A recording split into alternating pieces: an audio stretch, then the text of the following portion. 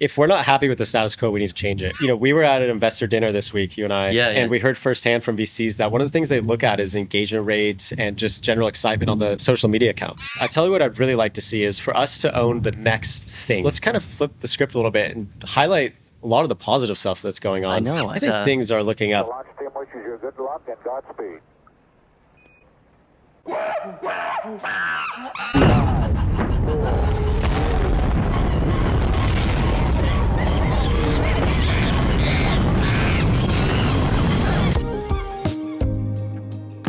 Space Monkeys blasting off with Evan, the director of the main Polkadot account, Editorial Board, ecosystem agent, and all-around awesome guy. Very lucky to have him on the show with us, Evan. Welcome to Space Monkeys. Thanks for having me. Got to meet up here in Bali. In paradise. It's not short of paradise, honestly. Been an eye-opening event here. Truly. I've been asking everybody who is on this trip, what's your impression of the Mandala situation? I was very impressed with what I saw this week, starting off it started off at a panel at a co-working space where I was invited to speak with some other people in Web3 to the community, the Web3 community in Bali, which was surprisingly large. Yes. And the people there were very enthusiastic about learning about what Polkadot's doing and some of the other teams that were there. Yeah. That was followed by the Bali Blockchain Summit, which was you were there, you saw it. It was a huge organization of government officials, influential business people from around Indonesia. They all came to Bali to this event to learn about blockchain and to propose to take the next steps to implementing blockchain in their ministries, their enterprises, and so on. Yes. We had a little bit of lay day on Wednesday. Then we had CoinFest Asia, where Polkadot was the title sponsor. Yep. And that again was eye-opening to see so many people from all around Indonesia. People traveled from all around and all around Southeast Asia. It's a huge place too, Indonesia. And really enthusiastic community members coming up to the Polkadot Mandala booth. They're excited to hear about Mandala Chain, a project that's born and bred in their home country. Yeah. I mean, so overall, just a fantastic week. Yeah, Mandala, very promising project. I'm on board, man. I know, it's the real deal. I was like so delighted because before it was like, wow, this seems like too good to be true. What's the catch? Well, the catch is they need more developers to keep up with all the opportunities, basically. Right. But I don't know, maybe Polkadot can help out with that. I would love to see the community get behind Mandala and welcome them into our ecosystem with open arms. Okay.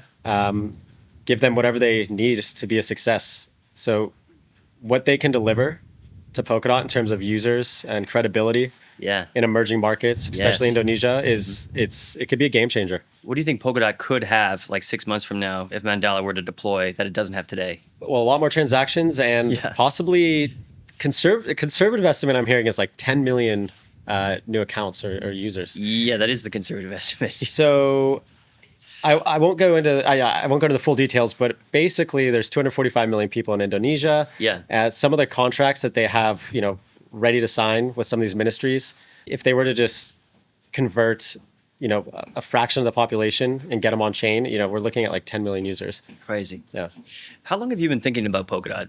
How long has it been in your part of your psyche? Well, I guess since 2020, sort of like that time period. Okay. When I was just a trader making a loss. Nice. We were losing together? Yeah. Nice. Yeah. I didn't know we were in the trenches there. Right. Okay. And when you first saw Polkadot back then, it was kind of a different story. What did you think? Well, I knew Gavin Wood from Ethereum. Gavin Wood? Yeah, this was his next thing. He was basically leaving Ethereum to solve a lot of the inefficiencies or problems that he saw at Ethereum. Yeah. To kind of build bigger and better. Besides losing money trading, what else were you doing with your time during that period? I was working for a Web2 company, e-commerce company. Okay. That took up a lot of my time. I was in a new country. I'd moved from the United States to Europe. And so I was just, grinding. We saw a lot of massive growth in 2020 at our company. Yeah. So it was just heads down. What was your role there? I started off as the head of social media. Okay. And by the time I had left, I was the vice president of influencer marketing and business, brand partnerships. What does that mean? That means finding other brands that have similar audience and similar ethos and collaborating with them. Okay. So perhaps you've seen Nike do a collaboration with Puma, for example, or with an athlete. Yeah. So our department was going out and sourcing those sort of collaborations. And the idea is that you kind of swap audiences and you also kind of inherit some of their brand credibility. It's like a halo effect. If you collaborate with a a brand that's well known and very reputable, you kind Sure. of get some of that effect to your brand. Okay, gotcha. Now you're no stranger to creating content. You did share with me this week some of the stuff you were creating on YouTube before. You want to talk about that at all? Well, actually, pretty now that awesome. you mention it, I guess in my free time 2020, when we were all locked up, I did create a YouTube channel. And What was that about? well, it started off doing reviews of camera equipment. So like mostly gimbals, but I also did some, sound equipment and so on, stuff that we're using here today. Yeah, cool. And then I also was talking about the differences between living in the United States and Europe. And some of those videos went viral. They just kind of caught on. But What do you mean they went viral? Like, what was your audience like on these videos? they just got picked up in the algorithm because I think they were particularly interesting to people in the country that I was living in, which is Sweden. Okay, And they just went viral. crazy. This was like food and I was talking about the differences between culture, food, the education system, the healthcare system, yeah, the differences in the mindset of Americans being very capitalist, for lack of a better word, and very driven. Whereas in some of the Nordic countries, it's a little bit more lagom, as you say, which means it's just middle ground. okay. You're not trying to really outperform. It's and you're middle of the road. Yeah. Nice and easy. Yeah. Wow. Okay. Have you acquired some logum, or are you still I still think I've got that American drive? grit in me. Yeah, Yeah. right? I'll never lose that. Hopefully. I hope not either. As long as you're working for Polkadot, at least. You started working for Parity, I think, just a few months before the decentralization. My first week at Parity was during Decoded in Copenhagen. Okay. And then I came back. Were you there? I was there. I mean, I Okay. knew no one. Yeah, yeah, I yeah. mean, I knew of people. Yeah, yeah. From seeing them around. I knew about, like you and Limo and stuff, but I never met you. Yeah. You guys certainly didn't know who I was. Uh-huh. And then went back for the summer, back to Sweden, and was just started working on the social media strategy. Okay. And then towards the end of that summer, there was sort of like murmurs of something happening. And I don't want to go into details because it is sort of a sad thing for a lot of people. But Of course. eventually, Parity was decentralized in October. And I was asked to put in an idea, a concept of how social media could operate in this decentralized world. Yeah. And I started doing some research. And I, of course, was familiar with the Fellowship Manifesto. And I drew a lot of inspiration from that. Yeah, yeah. Gav wrote in the manifesto that a system that's truly decentralized doesn't have undue influence from like a single person or entity. And so, of course, when Parity was managing the social media, it was like everything that they wanted to do, basically. Yeah. And what I wanted to do was just get the community more involved and have representatives from around the community participating in an editorial board. So similar to how a magazine or a newspaper would function, where you have a board that kind of sets the tone of voice. They can create content, they curate content, they can write opinion pieces and so on. That's kind of what I wanted to introduce for the social media account. So when you were working for Parity and you were researching a social media strategy, what did that strategy look like? And what did you see was happening, and how did you want to change it, Yeah. at least under that structure? So I actually wanted to introduce some of the methods that are widely used in Web2 marketing. Yeah, sure. So I know Web2 gets a lot of flack, but I mean, they've created a lot of value. The market cap of the S&P 500 is like 47 trillion. The Dow Jones market cap is 30 something trillion. Yeah. The market cap of crypto is like just above 2 trillion. So it kind of irked me a little bit when I first came in and people would say like, oh, Web2, it's so bad. I mean, I understand what we're doing with Web3 and how we want to be different from Web2, but there are a lot of tried and tested systems in Web2 that work. Sure. So I wanted to introduce KPIs, for example, to the social media. I wanted to measure all of our metrics and make sure that they were constantly improving. I wanted to specifically focus on engagement and also getting the community voice. Even at Parity, I came in and I said, like, what's not working here? Okay. And Yeah, what did they say? people said that sometimes that we're not properly listening to the community. So I got into Chaos DAO, for example. Berto was kind enough to give me an invite and kind of just was listening around to like, what was the chatter about? What did people want to see? Yeah. I tried to make friends quickly and have one-on-one conversations with them. What did they think wasn't working? So actually the first few months were really kind of just learning about what wasn't working. Sure. Yeah. Listening. Yeah. Listening.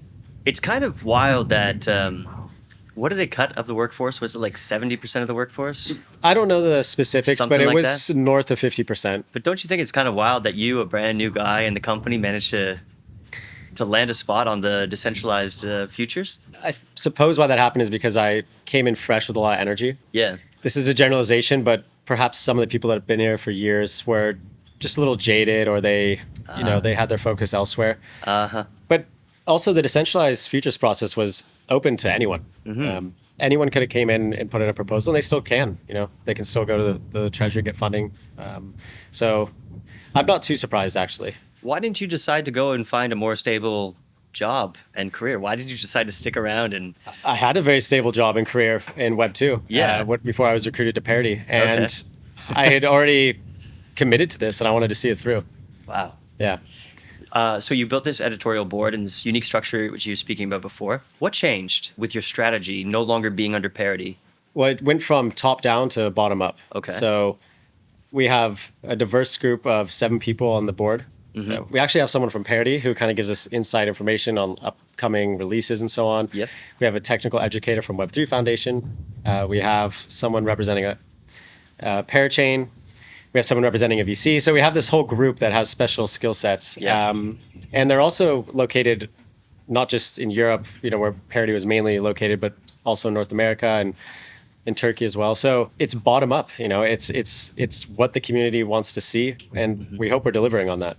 Certainly are. I mean, especially lately, the account has become kind of different than it ever was before. Yeah. It's got more of an intern vibe. We're trying to experiment, and the intern vibe is hot right now on social media, right? Of course, yeah. So the guys over at Monad kind of found, they created this whole thing, and it works extremely well for them because, I don't even think they have a test net up or anything yet. They basically just are about creating engagement. That's all they need to do. Okay. Whereas Polkadot, more established, we have over 50 parachains, many teams asking for promotion, asking for things from social media, events, meetups, and so on. So it's not that we can just be intern vibe all the time. We also have to put on our suit and tie a little bit and keep it professional. So we're trying to find the right blend. Okay, so you have people on the editorial board itself, as you were describing. Are there any other organizations you're working with to make this happen? Yes, we work very closely with Distractive, and they're a great partner and teammate. Another decentralized futures project? Another decentralized futures project, and especially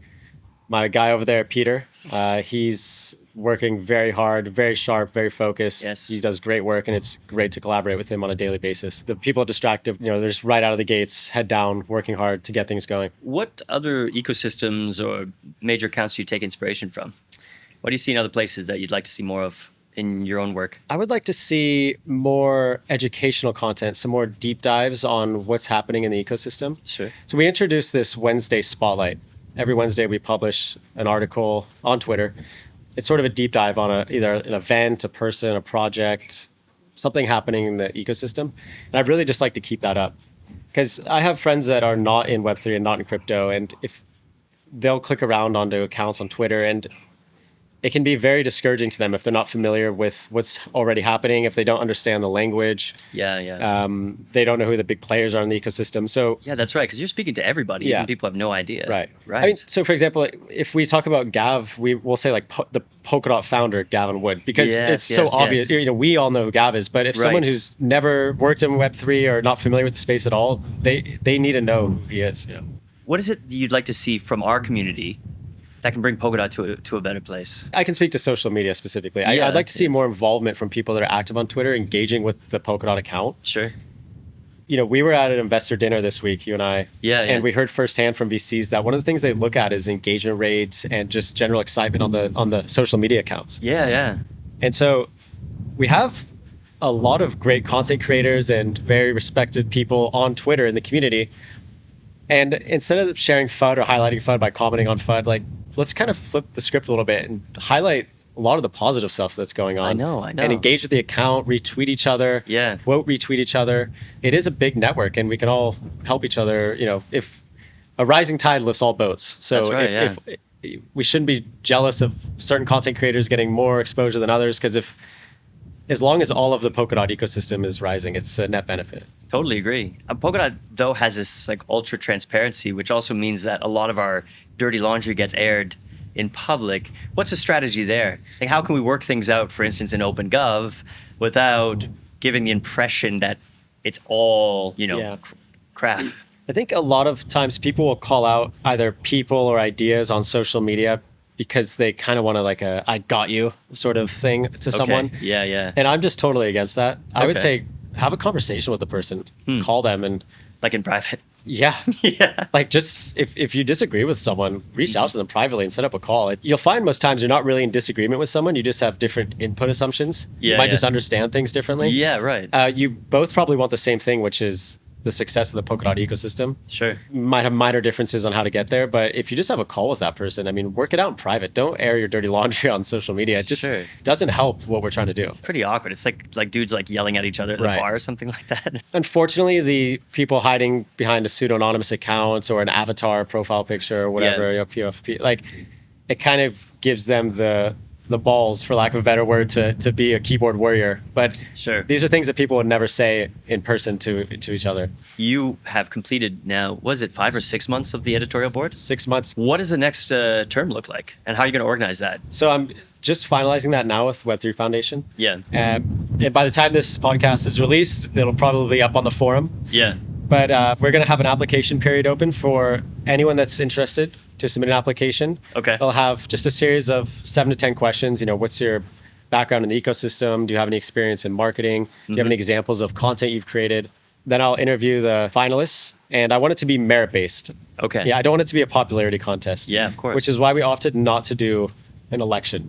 Yeah. I see. Because at the end of the day, this is a team that I need to work with. These are people I need to get along with, that I trust. Oh, I know. Yeah. And so if it were to be an on-chain election, we could just get a hodgepodge of people that don't really mesh together. Yeah, or just like want a little authority but don't want to put in the work. Exactly. And I mean, the initial idea was to do an on-chain election or through Polk Assembly Town Hall. A noble plan. But that was sort of an idealistic vision. We don't need to be idealistic in this moment. We need to be pragmatic. So we're going to do the application period. So that'll close in the beginning of September. This podcast might already be released by then, but all the details will be on the forum. Awesome.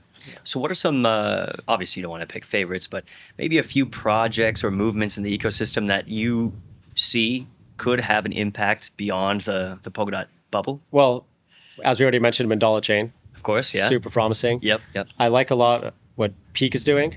They're Peak, really yeah. winning the deep in narrative. I know. They have a great team, great tech. What I'd really like to see more of is highlighting a winner in each of the categories, right? Verticals, yeah. So the verticals, like RWAs, AI, gaming, Yeah. deep in. And we do have one in each, actually, eh? Exactly. So I think that is the strategy I like to see going forward, is really highlighting what those teams are doing, because they're doing some pretty amazing stuff. Totally.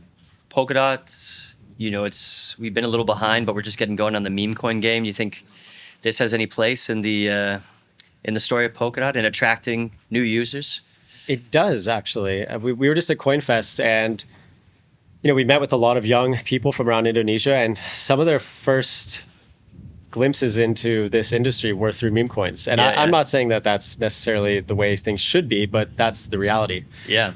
And if they want to have a little fun, then why not? I mean, as long as everyone's being responsible. But I do think that meme coins have a place in the Polkadot ecosystem. But I tell you what I'd really like to see is for us to own the next thing. Okay. So, like ordinals, for example, were going around at the end of last year. Yeah. And then meme coins, Solana kind of owned that thing. Yeah. We have such great tech that I'm sure we can think of the next thing. And instead of catching up to it, let's take the lead on it. Okay.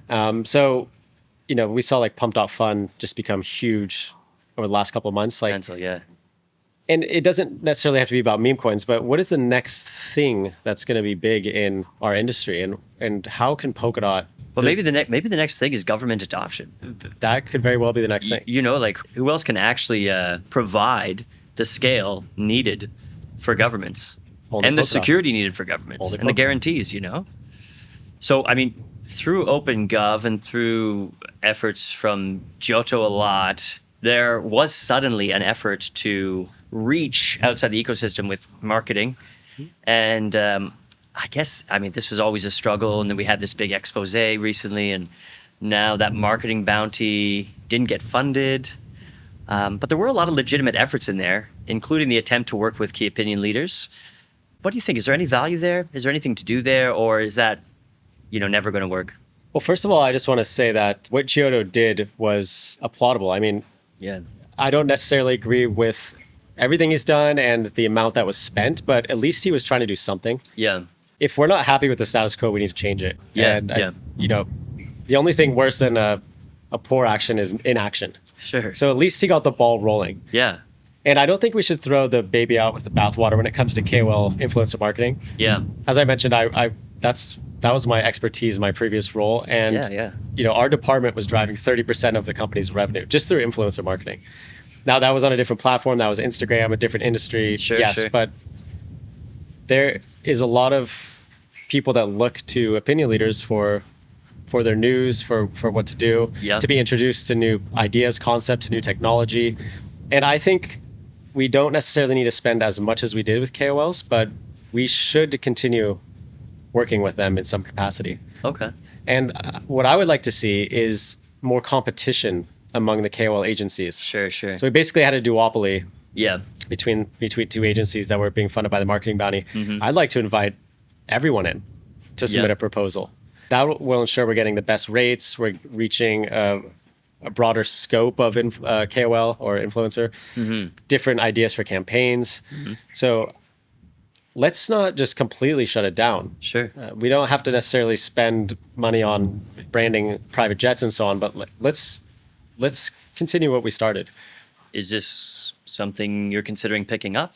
I would like to see someone who can dedicate their full time and energy to pick it up. Sure. If you're focused on too many things, you're not focused on anything at all. So I really want to just continue being focused on social media. I'd be happy to be sort of an advisor or possibly a curator, but I'd really like to see someone who could put in their full energy and focus into that. They don't necessarily have to be someone in the ecosystem now. Right. I mean, why don't we try to poach someone who can do it, has a lot of experience to come from another ecosystem or from some other company and manage the KOL stuff? Brilliant. Anything to help us get kind of out of this bearish vibe we've been in since the spring? I don't know, maybe things are looking up, maybe not, but I think things are looking up. Yeah. And it sometimes just appears bearish because we are in this sort of echo chamber. If you're on Twitter, you're probably seeing mostly content from Polkadot folks and you're hearing the Polkadot drama. Yeah. And unfortunately, the content that gets the best engagement is usually FUD or something sort of controversial or some sort of, with those brawls that we talked about that are going on Twitter. Those get the most engagement, the most eyeballs. But if you just go and poke around some other ecosystems, I won't name them, but there's some ecosystems rebelling against their foundation right now, for example. Some ecosystems that are imploding. So I think Polkadot's, we can always improve and do better, but let's keep some positive energy, some positive vibes. Sure. And I just wanted to end by saying, let's engage with each other. Let's build each other's accounts up. Let's spread the positivity. Like, no more FUD out in public. Okay, sounds good. Yeah. Well, you're leading by example with the Polkadot account, which has become more enjoyable than ever. When we first both heard about Polkadot in 2020, it was like kind of rigid and like educational and fairly boring. Right. Now it's got personality, and it's like this living, breathing organism, just like the tech allows it to be. So you're doing great representing it. Just want to thank you so much for doing that work and for sharing your perspective here on the show. Thanks very much.